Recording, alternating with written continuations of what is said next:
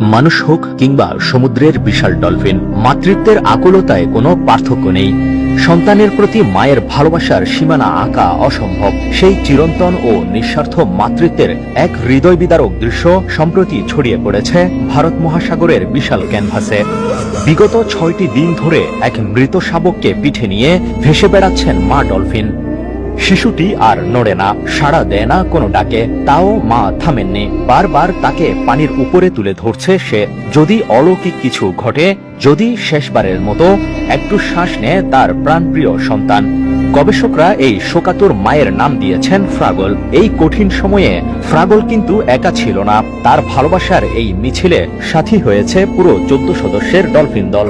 তারা শোকাহত মাকে ছায়ার মতো ঘিরে রেখেছে, যেন সমুদ্রের বুকে নীরবে ভাগ করে নিচ্ছে এক অসহায় মায়ের অসীম বেদনা।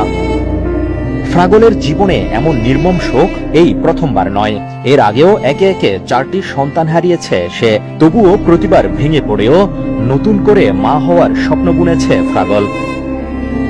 বিজ্ঞানীরা বলেন, ডলফিনের হৃদয়ে অনুভূতির গভীরতা অনেক বেশি। সন্তানের বিচ্ছেদে তারা ডুবে যায় গভীর হতাশায়।